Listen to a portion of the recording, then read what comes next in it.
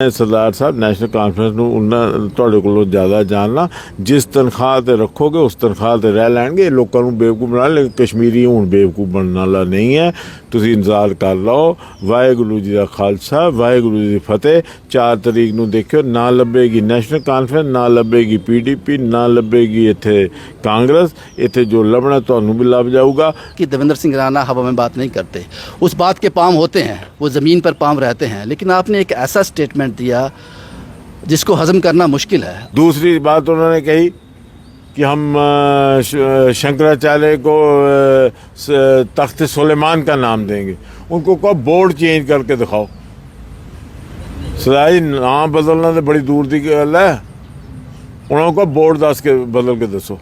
पिछले 3-4-5 दिन में वो डिसिप्लिन देखा भारतीय जनता पार्टी का हेडक्वार्टर जम्मू मच्छी बाज़ार से कम नहीं था। अगर किसी को रोष है तो वो गया उसने जाके अपने प्रेसिडेंट से बात की इसको डिसिप्लिन की बात नहीं की सर नहीं, बात कमरे में होती है वो बात की लेकिन विरोध नहीं होता हेडक्वार्टर के। सरकार बनने के बाद पहली कैबिनेट मीटिंग में डेली वेजर पक्के हो जाएंगे हिदायत दी जाएगी और 10 दिन के अंदर अंदर रेगुलराइजेशन। साहब अगर मैं गलत नहीं हूँ कि अप्रैल 2022 आप ही का स्टेटमेंट था कि कोई भी पॉलिटिकल पार्टी डेली वेजर का मसला हल नहीं कर सकती ये सिर्फ एलजी प्रशासन कर सकता है।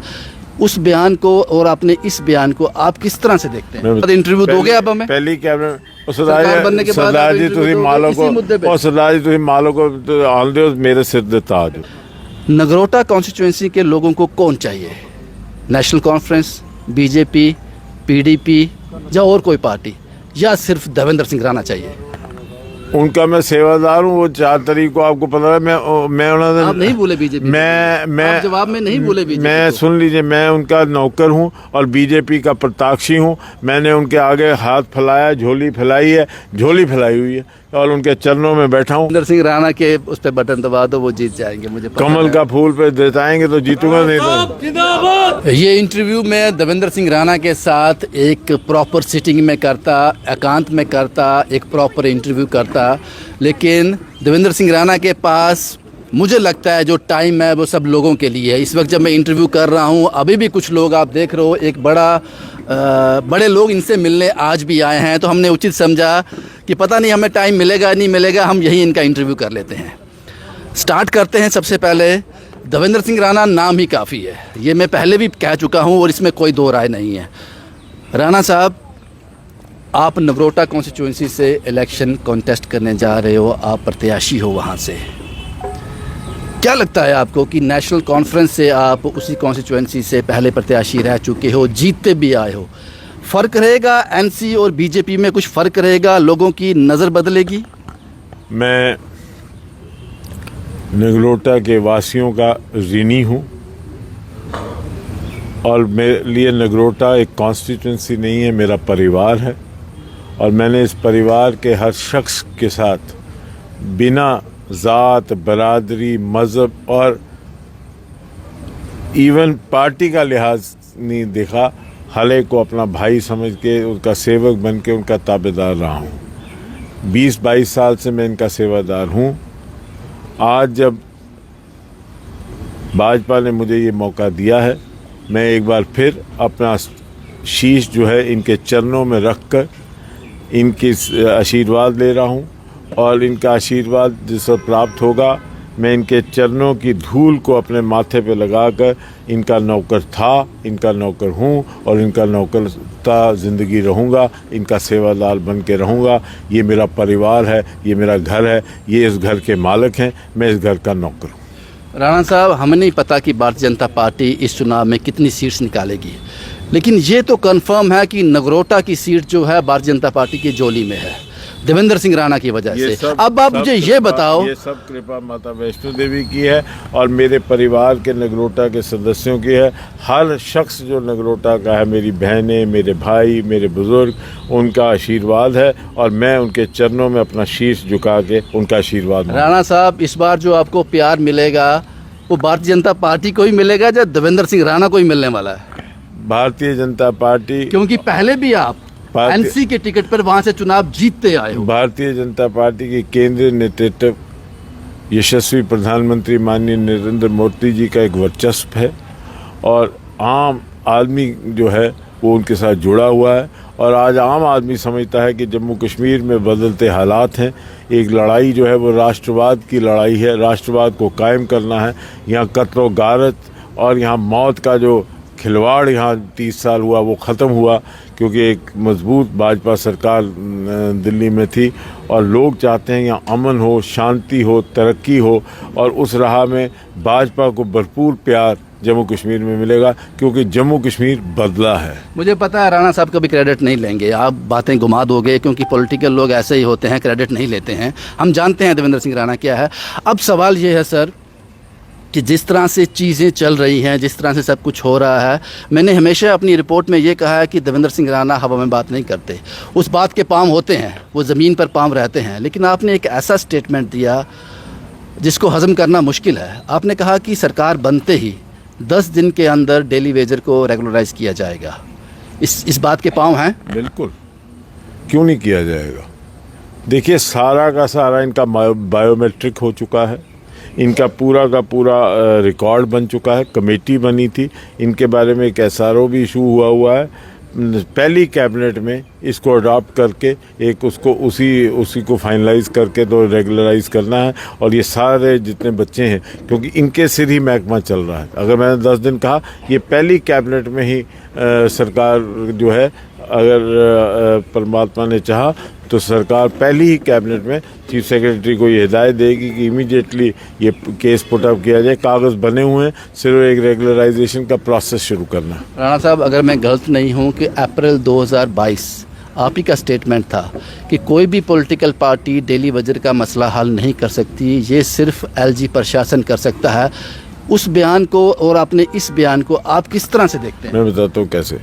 क्योंकि ये उस वक्त जब हमारी कोई पॉलिटिकल गवर्नमेंट यहाँ थी नहीं, और हर आदमी ये कह रहा था कि पॉलिटिकल, तो मैंने ये कहा था उस वक्त भी, ये कहा था कि ये पॉलिटिकल गवर्नमेंट का बस का नहीं है, करना तो LG की सरकार ने, जो सरकार है वो कर सकती है। लेकिन हुआ क्या, उस वक्त भी जब LG की सरकार ने करने की ये चेष्टा की, कुछ ऐसे फैसले हैं जो एक पॉलिटिकली इलेक्टेड कैबिनेट ही ले सकती है।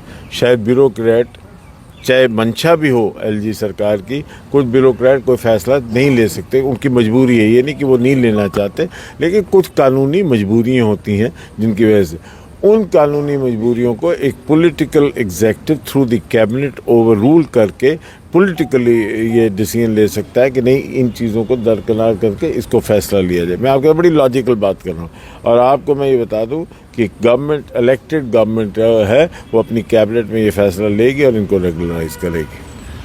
मैंने अपनी रिपोर्ट्स में कहा है कि भाजपा चुनाव कंटेस्ट नहीं करना चाहती, इस चुनाव को जीतना चाहती है, इसीलिए देवेंद्र सिंह राणा को टिकट दिया गया है। अब सवाल ये है साहब, अभी आपने थोड़ी देर पहले कहा कि भाजपा बड़ी अनुशासित डिसिप्लिन रखती है, इनके कार्यकर्ता, वो डिसिप्लिन हमने देखा पिछले 3, 4, 5 दिन में, वो डिसिप्लिन देखा। भारतीय जनता पार्टी का हेडक्वार्टर जम्मू मच्छी बाज़ार से कम नहीं था, तो उसको किस तरह से देखते हैं आप?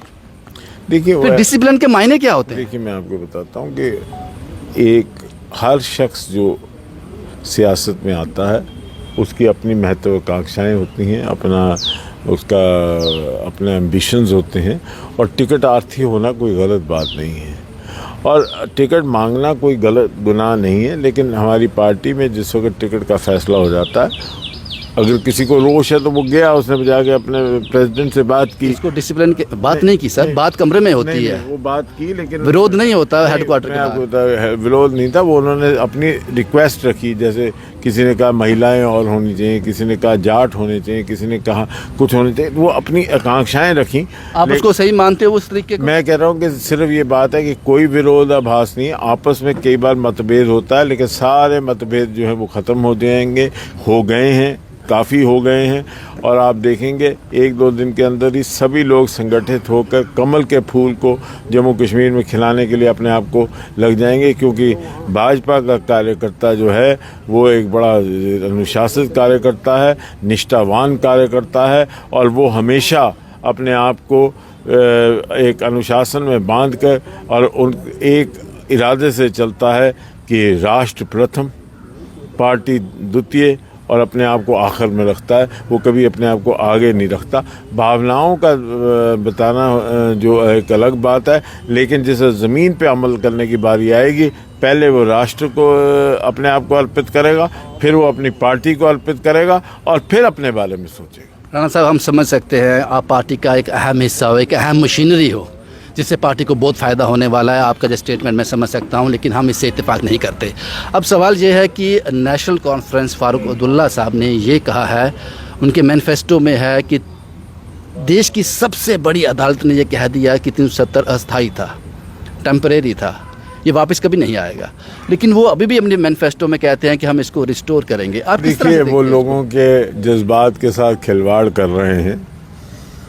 जब 370 था तो वो कहते थे 98 लाएंगे, और उन्होंने लोगों को 98 दिखाई। उन्होंने कहा अगर 98 नहीं आएगी तो हम कुछ नहीं करेंगे।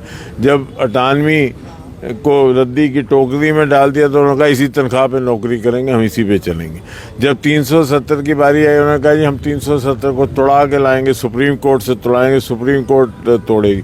जब सुप्रीम कोर्ट ने भी नकार दिया तो उन्होंने कहा ठीक है जी, अब 100 साल ये नहीं मिटेगी, हम ऐसे ही नौकरी करेंगे।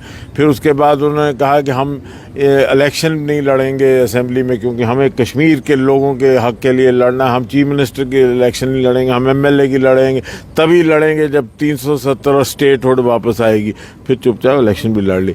मैं सरदार साहब नेशनल कॉन्फ्रेंस ਨੂੰ ਉਹਨਾਂ ਤੁਹਾਡੇ ਕੋਲੋਂ ਜ਼ਿਆਦਾ ਜਾਣਨਾ, ਜਿਸ ਤਨਖਾਹ ਤੇ ਰੱਖੋਗੇ ਉਸ ਤਨਖਾਹ ਤੇ ਰਹਿ ਲੈਣਗੇ। ਲੋਕਾਂ ਨੂੰ ਬੇਵਕੂਫ ਬਣਾ ਲੇਕਿਨ ਕਸ਼ਮੀਰੀ ਹੁਣ ਬੇਵਕੂਫ ਬਣਨ ਵਾਲਾ ਨਹੀਂ ਹੈ।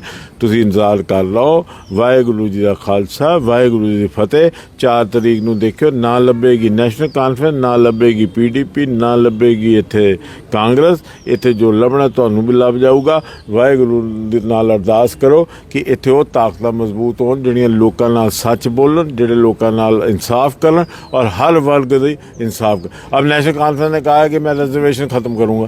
उन्होंने कहा कि मैं गुज्जर, पहाड़ी, शेड्यूल का, दलित जो है उनकी रिजर्वेशन ख़त्म करूँगा। मैं आपको दावे से कह सकता हूँ, उनको पता है उनकी सरकार नहीं बननी इसलिए बात कर, लेकिन मैं दावे से कह सकता हूँ जब तक भाजपा है, क्योंकि सरकार दिल्ली में भाजपा की और हम भी यहाँ पर बैठे हैं, कोई आदमी बाबा साहब अम्बेडकर की गारंटेड हमारे दलित भाइयों के लिए, हमारे गुज्जर भाइयों के लिए, हमारे पहाड़ी भाइयों के लिए, हमारे OBC भाइयों के लिए जो रिजर्वेशन है उसको कोई नहीं छेड़ सकता। मैं लिख के दे सकता। दूसरी बात उन्होंने कही कि हम शंकराचार्य को तख्त सुलेमान का नाम देंगे। उनको कहो बोर्ड चेंज करके दिखाओ।